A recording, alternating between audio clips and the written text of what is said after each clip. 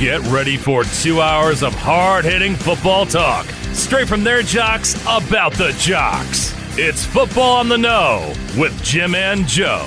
What they say, it's not the X's and the O's, it's the Jimmies and the Joes.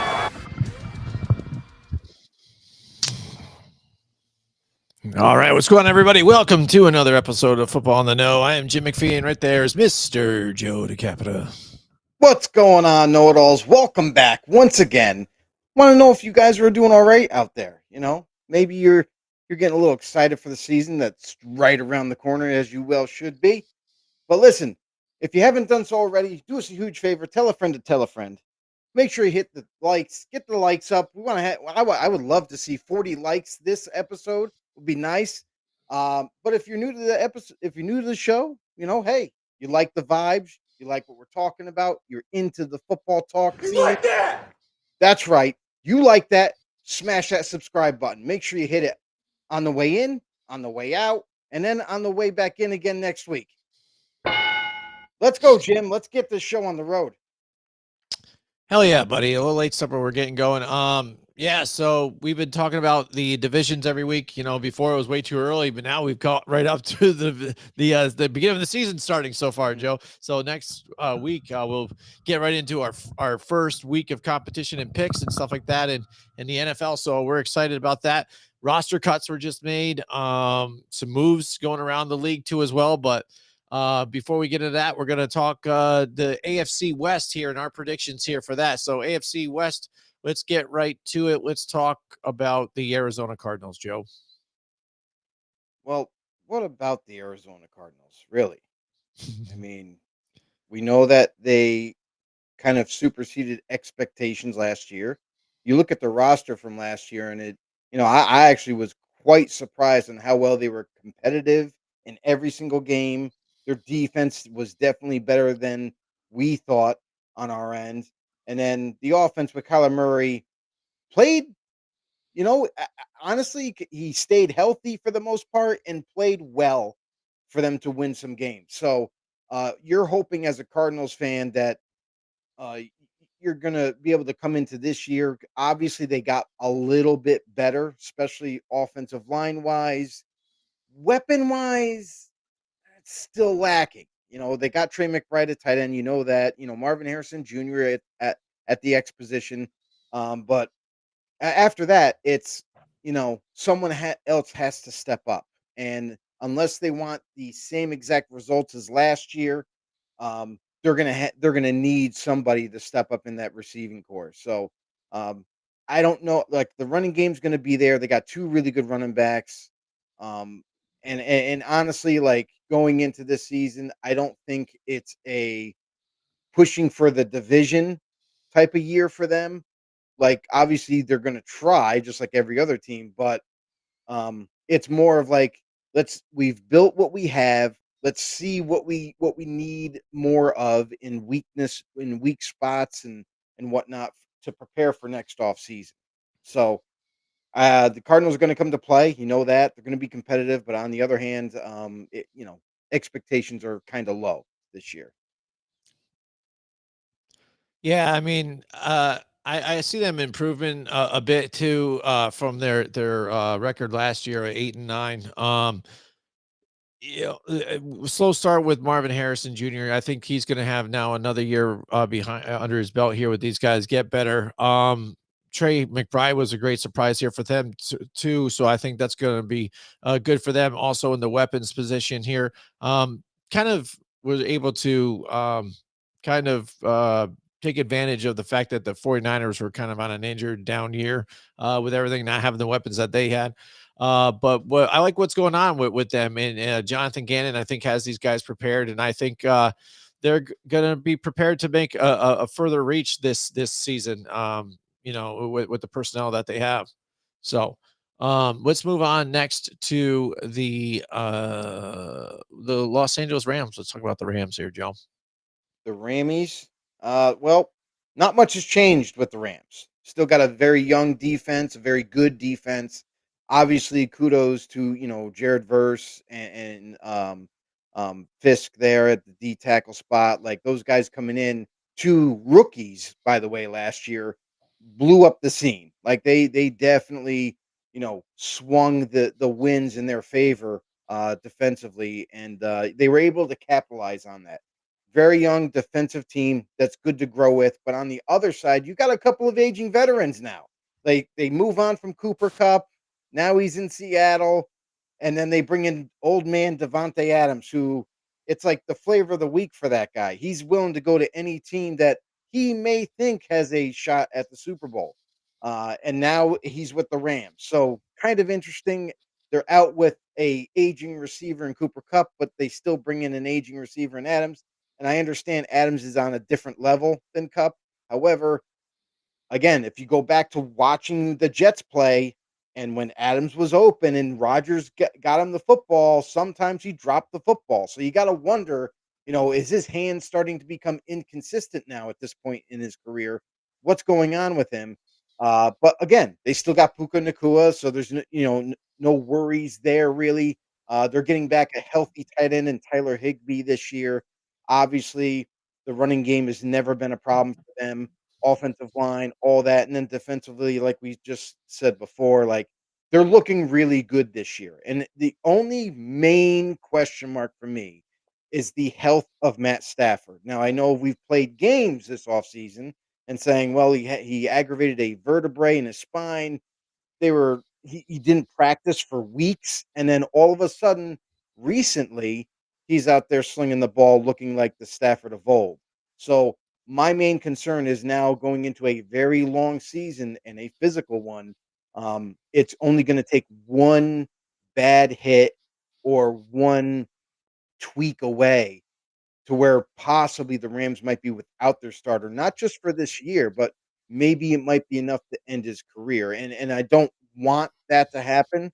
Obviously, we don't wish, doom on anybody, but it's a very big concern for me is the health thing. And I think that's really where I'm not sure are the Rams going to be able to go for the long haul, or if anything is to happen to Stafford, then that completely derails what their goal was.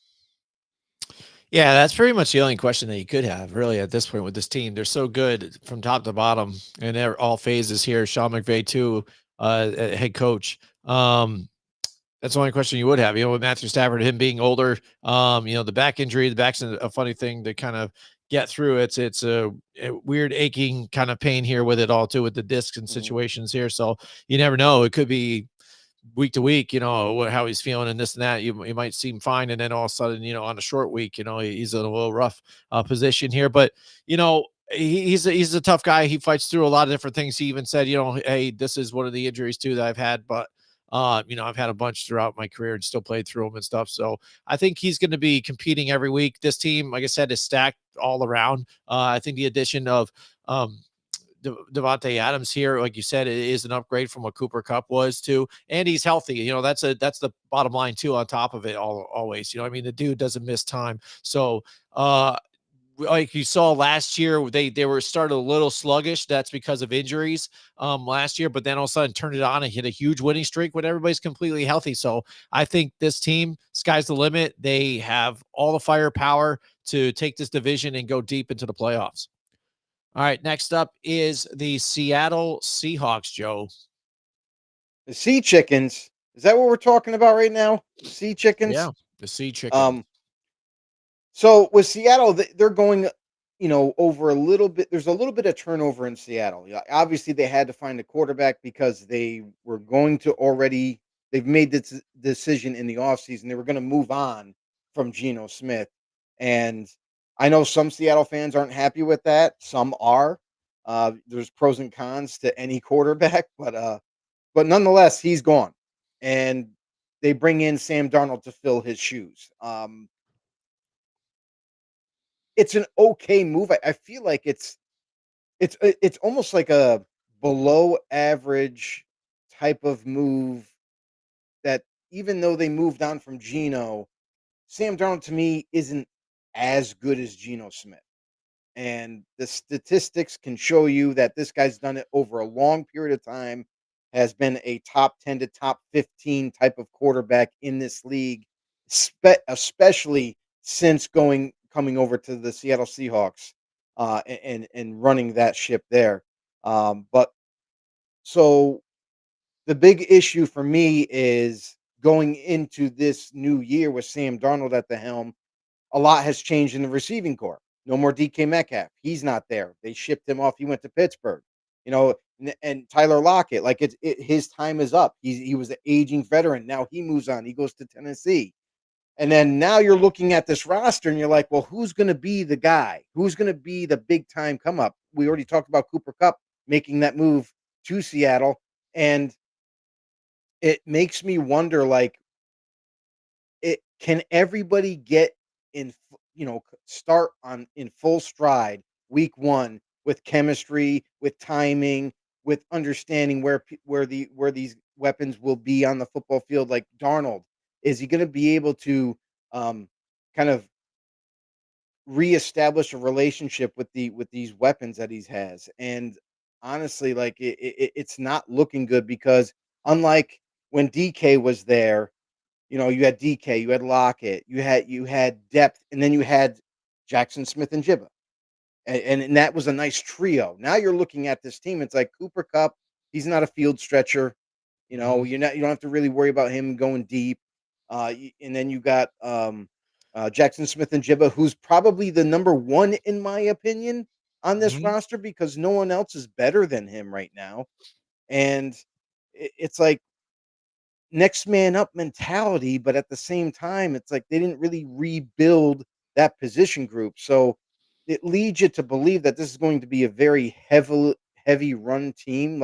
I know they have been before, but I think it's going to be more often than not that they're going to try to not put the ball in Sam Darnold's hands to lead this team. It's going to be more about Kenneth Walker, how successful he can be, and just play off of that with Darnold and the weapons that they have. Defensively, they're a young group. They're a really good group across the board. They got a good front seven. They got a good secondary. They're one of the better defenses in the league. And if they can get it, if iron strikes just right, then this team could compete for this division and go deep into the playoffs. But again, this is going to be all predicated, to be honest, on the production and the play of their new quarterback now, Sam Darnold. Yeah, absolutely, Joe. I mean, again, I think with what they did in the offseason, I don't think they got any better. You know what I mean? Like you said, Geno Smith had that offense going pretty good here. He had two of the best, wide receivers, as if you look at duos or tandems together, great to have them on the field. But then also having the young Jackson Smith and Jigba there. Now he's got the whole role by himself with Sam Darnold, who really, I mean, outside, like last year was his first year he threw over 4,000 yards. One Like year everything else has of been under. production. So I mean, that's all I'm saying. Mhm. Like that's a lot to kind of invest in all that. So it seemed like they cleaned house a little bit, like kind of to clean up some clutter and rearrange and then reboot. So I think this year is going to be a down year for them. Their defense is good. They're going to keep them in games. But even for a team last year that had Geno Smith and those stars that they had, I think they were ranked 21st, I think, in third down and fourth down conversion. So they got to get better in that situation. But like you said, run the ball heavily will only help the offense. And let's see what Darnold can. Hopefully for him and his career in the Seahawks, he can do back-to-back seasons at 4,000 yards. But it's tough with having only Njigba and Cooper Kupp, who doesn't stay healthy throughout a full season, or hasn't in the last Yeah, couple at least. especially, So this late in his career. I right. mean, the guy's been battling injuries, and the writing was on the wall for Cup, and the Rams, obviously understood that, and that's why he's moved on to a different uniform. Right, and it's tough because in this division, I mean, Sam Darnold, I mean, he potentially is like the worst quarterback in this division right now. So finally, let's look at the San Francisco 49ers in the NFC West here, Joe. We just real quick, I just want to say anybody that's tuning in, make sure you drop it in the comment section down below. Let you guys know that hey, this is what this is all about, being interactive. So if you guys have any questions, you guys have any opinions about what we're talking about with the right now, the NFC West division here, who do you guys think is going to be finishing up in the winner's circle of the division? Would like to hear from you guys as well. But yeah, for the 49ers, to be honest, this is a injury plagued team last year, now turning into the offseason, making their draft picks and their additions. Um, Still kind of banged up in the receiving core, though. I know after Jordan, making like roster cuts, dude, like looking Jordan, at our lads, like their thing looks, their depth chart looks really like, oh my Jordan gosh, like, oh Watkins my god. injured, was a fourth round pick, was kind of hoped to be a starter for them, and now he's going to be missing some time. You got Juwan Jennings, the kind of like star of last year for them, with Brandon Ayuk missing the whole season last year, and then that's the other thing is Brandon Ayuk still not healthy. It's going to take him Mhm. sometimes, probably till week 4 or 5, until we see him. So it's like they're starting off, weaponless in a sense, and that's why they pulled off the trade for Sky Moore from the Chiefs. Is they're trying to get some depth there, but it's there's just nothing there. You got Ricky Parasol, which is probably going to be the golden child of this offense because I feel like he's going to be fed the football quite often. We saw him in the preseason on how well the chemistry was there between him and Brock Purdy. The offensive line, again, until Trent Williams retires, this dude is the GOAT at left tackle. He's unbelievable. And it's only going to determine how well this offensive line continues, obviously, is based off of him as the offensive line captain of this group. Always, everybody's always in place and doing the right things. And honestly, like this, the offensive line for the Niners is usually just always solid no matter what. So don't have any really concerns about that. Receiver, obviously, but then everyone's going to bring up Christian McCaffrey. Well, how long is he's going to stay healthy? Well, right now he's never looked better. I mean, he there's no lingering effects. You see him on the football field moving around just like he used to. The explosion's still there. The speed is there. So a lot of confidence going into this season now that they have McCaffrey back in the backfield. They also got some depth there in the trade with Brian Robinson Jr. now coming over from Washington. So they made some moves for depth reasons, but still, like receivers, very lacking. Defensively, little bit different look of a defense because why? Because none other than Mr. Robert Silva is back in the spot here for the 49ers as their new D coordinator, coming back home basically. So this defense is going to be tight and right. That he's going to have everybody on the same page, and they've added more weapons. I love this Marquez Sigel, who they just drafted in the 5th round. This dude was a baller so much so in preseason. He earned himself the starting spot in this secondary. So they needed someone to step up, and their rookie of all players steps up and takes over that empty void there. They also got a couple of other good guys, Michael Williams, who they're hoping that pans out opposite Nick Bosa, and then Upton Stout, the nickel corner, also is going to be looking to start for them as well. So got some nice pieces, some new young faces, but also you still have the veteran leadership there with Bosa and Fred Warner and then Robert, as the D coordinator to kind of lock it Mhm. in. So I honestly have higher expectations for the Niners than I did last year. It's just the one big question mark right now is how long do they got to wait for Ayuk? And when he does come back, I still think they need more help in that wide receiver room.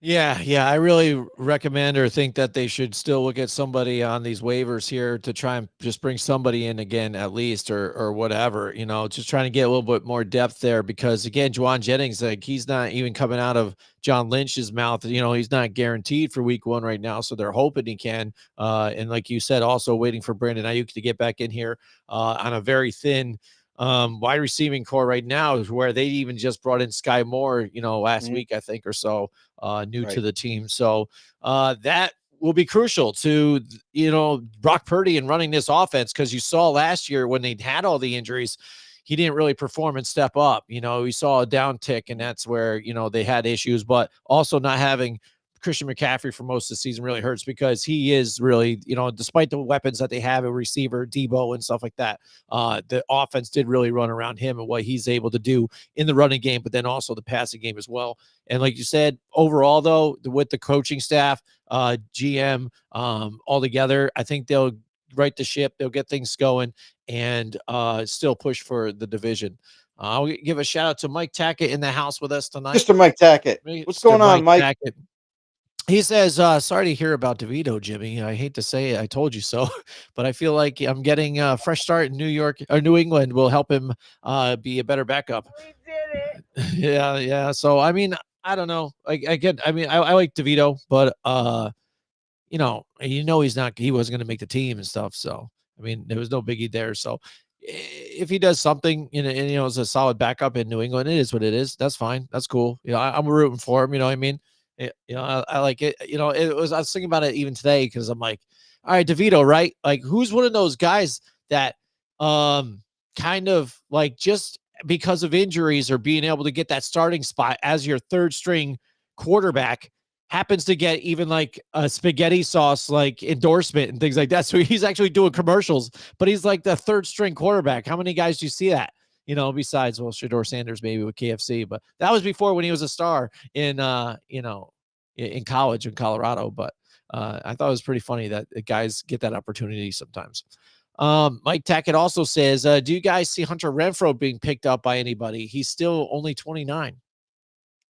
Uh, the Niners. I mean, Right? we're Give it a just talking try, about right? how weak they are with depth. I mean, it wouldn't be a bad signing. It'd be an excellent signing. I think he would fit into that Niner offense extremely well. And honestly, like 29, a guy with big history and concussions, though, too. So where some teams might kind of already have written him off their free agency list because of that. And what's really funny is the fact that this dude was actually working full time um, after football when people thought he was just going to call it quits and be done for good. But then he got a phone call from the Panthers saying, "Would you be interested in coming to try out for the team?" And obviously, that he still has the love for the game. That's why he came back. He still has that passion, wants to show people that he can still play. And I feel like he did enough in Carolina that warranted him at least maybe a spot on that team. But unfortunately, he's cut. He's out there free to sign with anybody else at 29 years old. I mean, and there's plenty of teams. You look across the league Mm-hmm. after cut day, there's plenty of teams that could use wide receiver depth. There's plenty of teams that could use depth at any one position. So, I mean, I don't know why, there's some of these veterans that are still hanging out there, much like Hunter Renfro, that, and they're still not on teams yet, but we'll see. Yeah. Mike also says, what's your guys' biggest cut surprise? For me, it's between Atlanta's Morgan Fox and Seattle's MVS. Yeah, I mean, Seattle with the MVS makes a lot of sense. I thought he should have been able to stay there. I mean, he was also playing pretty well for them. There was good connection with Sam Darnold and him, and especially in the deep ball. And that's why the real reason why they brought him in is to kind of stretch the field. So I am a little surprised that he got cut from Seattle. Morgan Fox to me is another guy who's a very good player. He's not the biggest name, but man, this guy plays to the whistle. This guy is a fierce competitor as a defensive lineman, and especially from Atlanta, I thought for sure he was going to make the squad, and I was also surprised about that as well. But I guess my biggest surprise for me I would have to say the guard Kenyon Green being cut after the Eagles traded for him, former first round pick, former 15th overall pick, uh, starting type of guard, and he just gets flat out cut from the Eagles. So there again, another guy who and not even older either. Like the guy's still in his prime and young. So Mm, it's kind of wild to me to think that he's still available. Like, I know Mike brought up Hunter Renfro, but a dude in his middle 20s yeah. who started for the Texans, had a very good year, his rookie year, but then obviously injuries piled up and Texans gave up on him. Man, this guy is out there. If you have an opportunity to grab him, I say grab him in a heartbeat. Even if he's your backup, you got a starting caliber backup now. Yeah. So yeah, that to me is crazy. Yeah, I think for me, I don't know if I have a real biggest one, but I think some of the guys that teams have kind of quit on after only a few years, I think was kind of surprising with some. And I find it interesting with some of the names that some of the guys that had gotten cut to as well, that I feel like again are familiar with other organizations that might find a spot now. And we talked about it last night, hinted about the Chiefs even, and Clyde St. Hilaire has signed with the Chiefs again. So here we go. So So they come funny. back to roost. It's typical, right? So I mean, stuff like that I think is interesting when it happens and stuff. So, but yeah, some of the surprises are there. But let's talk about the AFC West here, and then we'll do our picks all together here. All right, so All let's right. cover the Denver Broncos, Joe. Let's talk about the Broncos. Broncos, they're just one of these deadly teams now after kind of completely revamping their defense. Last year, one of the best defenses in football, if not the best. Uh, they were they were big problems for offenses. And now that Bo Nix has got a year underneath his belt, and honestly, one of the more surprising rookies last year, besides obviously Jaden Daniels, but wow. That's all I gotta say. I was not a Bo Nix believer last year. I thought that he wasn't going to be able to handle the NFL, and now, now that you're at this level, like I didn't think I thought he was gonna be average, to be honest. And far exceeded expectations there for me. Like the guy definitely balled out. Kudos to him. I hate to say that because it's the Broncos, but man, they did a great job drafting last year and this year, and they got a very good offensive line now put in front of Bo Nix. You got a couple of capable backs and J.K. Dobbins, and then the rookie R.J. Harvey. Um, and I like what they have at receiver, but even though it may look really thin, which kind of is, but I love Pat Bryant, the rookie that they drafted. I think he's going to be one of these guys that is going to be end up being a field stretcher for them. Marvin Mims, a guy that I've never been a big fan about, but again, like he's kind of like just one of these quick, shifty type of receivers that they have in the slot.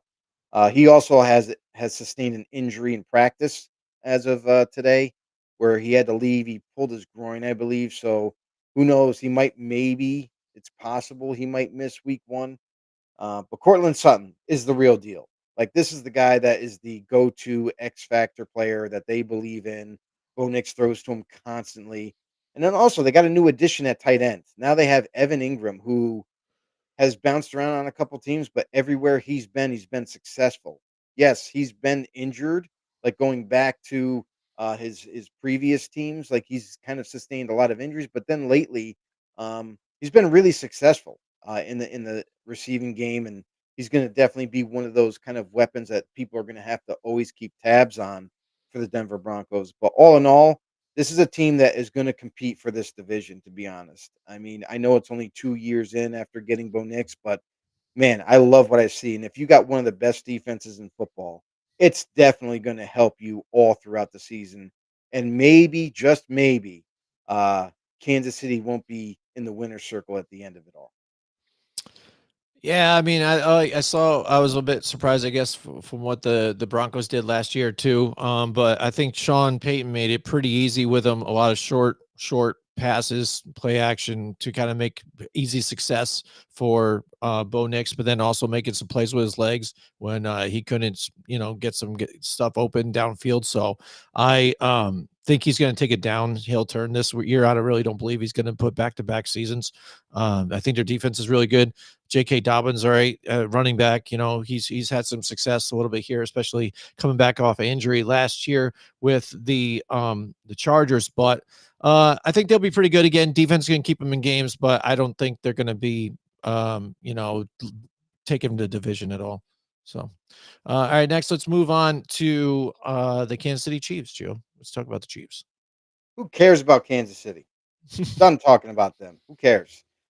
Listen, bottom line, they pretty much have the same guys. It's the same defense, pretty much. They did add to it a little bit, but again, we're talking about a team that is a winning caliber team. This is a team that's always in the playoffs, and there's just not much really to talk about. They're going to be the same kind of team that they've always been. Now, really, what it's going to be, you know, how good are they or how mediocre they end up playing is going to be all on Patrick Mahomes. He's really the main reason why they did take a down tick last year. Now people can point fingers and say, "Oh, well, we never had Rashi Rice or all season, and Hollywood Brown missed significant time until the end of the year." Okay, but you had weapons. You had got they've done a miraculous job. Andy Reid and the coaching staff creating game plans and different variations of their playbook to kind of get them some wins. But you gotta, the biggest issue for them last year was honestly Patrick Mahomes' play or poor play at times. Yes, don't get me wrong, he can still pull a rabbit out of a hat every once in a while and make something happen. But overall, when you look back at last season, it was his critically worst season he's ever had. And now you're going into this year with now a healthier team. You're hoping that Josh Simmons, your rookie, is going to kind of lock in that left tackle spot and be able to hold on to it. And you're basically having the same guys around you. Juju Smith-Schuster resigns, Hollywood Brown, who, to be honest, in a lot of league circles is not like anything special. He's kind of like an average to above average receiver. Xavier Worthy is coming on, but again, if you notice last year, they had to work in certain plays to get him wide open and have him run free. So, again, it's one of those teams that everybody's looking to knock off. Everybody's looking to beat this team because they are one of the best. So, but since not much has changed, I still think that they're going to be one of the competitive teams, and it's going to make this division and this conference exciting to watch. Yeah, I mean, I think Chiefs are still going to be competitive, even though we've seen that they haven't had, a great wide receiver core for, a few years, and still even what they did last year on a down year, in a down year for even Patrick Mahomes. So as long as they still have Mahomes at the helm, I still have belief in what they can do. I know the first 6 games not having Rashi Rice is going to be tough because they do have to face, teams like the Ravens, the Lions. They have to face, I think, even the Bills here right around that time. So some tough games to try and to face out here. But then the schedule does get a little easier towards the back end, I would say. So once they get him back, they should be able to get some wins back together and still compete for the division. As many times as we've tried to count these guys out, they still kind of prove us wrong here and still compete. So I'm not going to back off on them too much yet. All right, so let's move on to the Los Angeles Chargers. The Chargers, huh? Chargers are going to be as what we saw last year. They're going to try to run the ball a lot, especially starting off and often and early. And now they got a new player in town in Omarion Hampton, the rookie that they drafted. He's definitely going to be the feature back. He's going to be the starter. There's no doubt about it. He's been there from day one throughout all of training camp. Najee Harris, unfortunately, had a eye injury. Uh, some believe it's pretty serious. That's why he missed pretty much all of training camp. That's why he's probably going to miss week 1. I know they're hoping he's going to be ready, but again, they drafted Omarion Hampton for a reason. offensive line wise, they did lose Rashawn Slater to the season. So that is a huge blow to that offensive line. Now, Mr. Pipkins the third is going to take over. And if that doesn't strike fear into your hearts, ladies and gentlemen, then I don't know what does. So I mean, for the Chargers defensively, again, they were one of the best defenses last year, even with a new D coordinator at the helm. That guy's quickly making a name for himself as a D coordinator, where other teams are starting to take notice. And who knows, maybe somebody might try to steal him away after this year, especially if his defense once again reigns supreme. But all in all, we know Justin Herbert. We know that they did actually add to the receiving core with Trey Harris from Ole Miss, a guy who's a big Mhm. body receiver, very physical type of guy who I think is going to work well with this offensive scheme. A guy who can block is also a key thing for the Chargers. And interested to see what exactly they do this year because unlike last year, it seemed like there was a little bit of a learning curve for Jim Harbaugh and the offensive staff because they didn't realize like, oh, well, if we just run it as much as we want and we get behind in games, we have a hard time coming back. The switch kind of got flipped halfway through the year where you started to notice the Chargers offense and their plan of attack was going to be more 50-50 split where they started throwing the ball half the time and running half the time and it seemed to open everything up for them. So let's see if they learned this last year anything from it and then into this year if they kind of keep that train going where they're not so run heavy and maybe they are a little bit more 50-50. Yeah, yeah. One thing that John or Jim Harbaugh has been able to do is really dial in quarterbacks. So Justin Herbert was pretty good before, but again, to get really good like he did last year, really accurate, less turnovers, get the best out of them. And again, like you said, didn't have a whole lot of weapons going on there. They did adjust that situation here. The health of Najee Harris, I think, is key too, just to get a little more running back depth. Because Hampton is a rookie still, so they're going to try and effectively run the football, rely on that defense, get them, keep them together in this in games and to fight for this division here. And it's going to be tough because again, you got a lot of good teams there, but you talk about the Broncos. I mean, they beat the Broncos both times last year, and that was with the team that they had. Now they have more offensive weapons, at least in the passing game. So I think that can vie in a good spot for them. So I like Los Angeles what they're doing. I think they're going to keep it going, and this is going to be another tough division with a bunch of good teams in it. So let's move on to the Las Vegas Raiders. So for the Raiders, it's more like they look more like the Cincinnati Bengals and what they're trying to do in Cincinnati, where let's not really improve our defense too much. Let's just make sure we have one of the better offenses. So for the Raiders, they've done a good job offensively, anyways. Obviously, you look at the draft; they added a couple of wide receivers, which one of them is actually starting. And no, it's not second round pick Jack Besh. He is a backup right now, which is interesting to watch. They got some younger talent that's kind of emerged, and that's who they're going to roll with.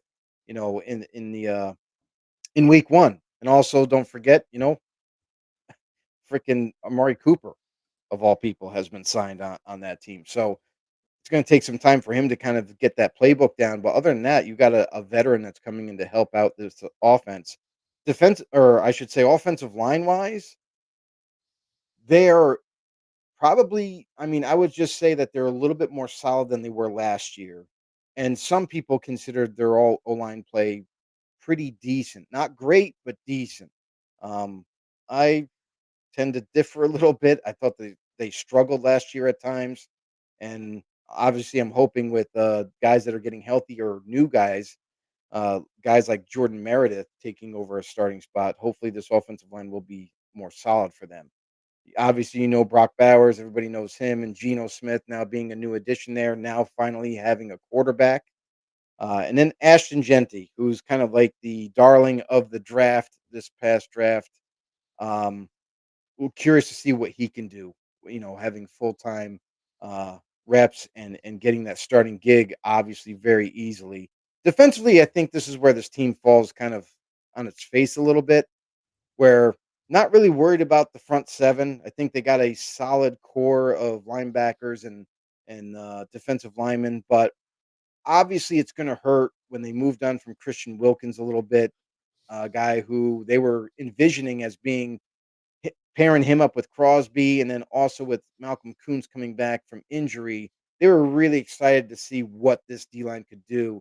Now, minus Wilkins, it definitely kind of throws a wrench in the gears a little bit.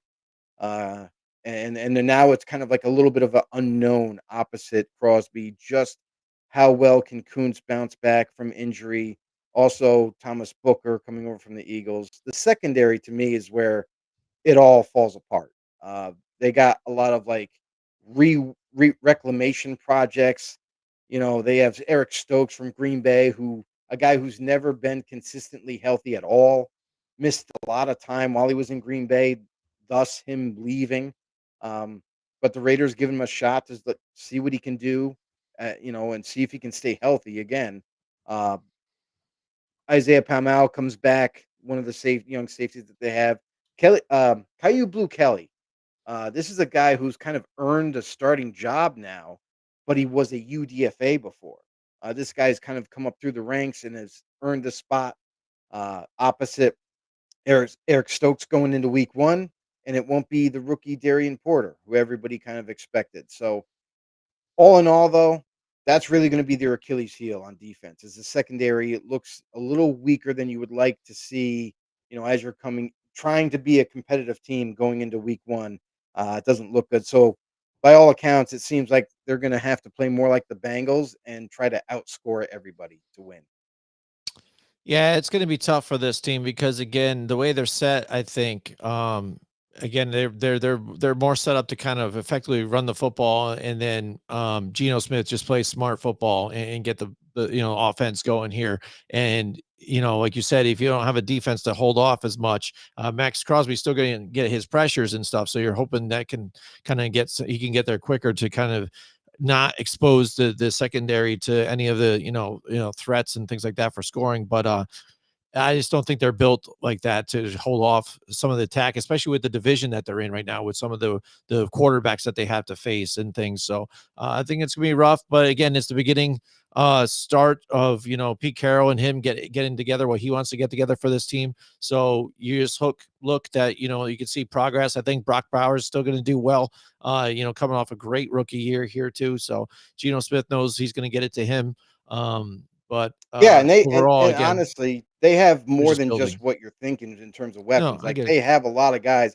To me, there's no reason why this offense can't be a top 15 offense at all. Like they are going on paper, they're pretty darn good. Um, to me, it's that defense is just that to me is what scares me. Mhm. Okay. All right. So now it's pick time. Joe, let's go to your picks here first for the AFC. So for the Broncos, I got them surprising a lot of people out there, kind of earning their way and taking over the division this year. Kansas City had got fallen short just slightly, taking second place. Chargers at third, and then obviously with the Raiders, with all the concerns that they have on defense, they are dead last. All right. Now, next up for the NFC. For the NFC South or NFC West, West. I'll say. Yep. Mhm.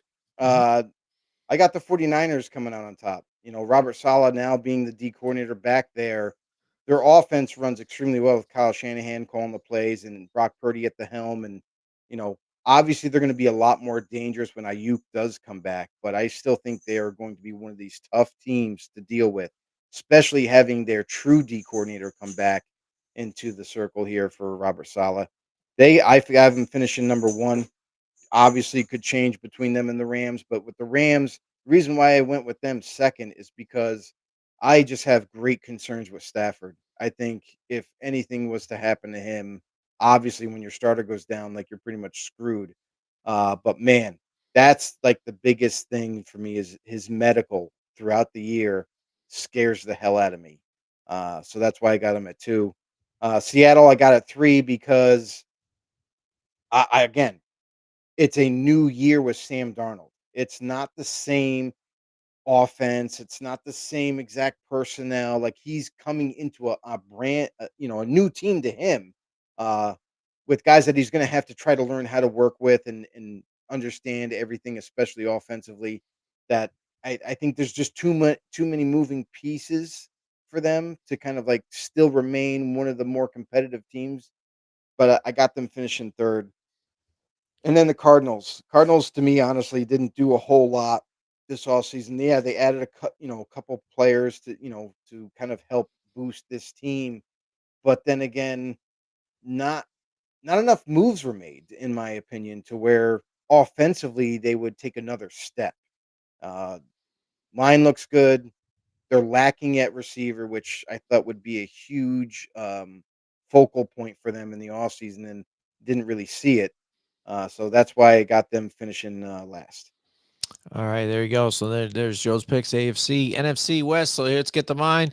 AFC, I've got the Chiefs still. Again, to be the man, you got to beat the man. I still think they're going to be up there at the top. I think the Chargers going to finish second. They're getting better. Another year under Harbaugh. Again, I think Bo Nix gets exposed a little bit here too. I say they're going to take a down tick again. And I'm not saying it's not going to have a losing or that they're going to have a losing record either. I think they're still a really good team in itself. But I think within the division, they're going to place third, and then you've got um, the Raiders here in fourth.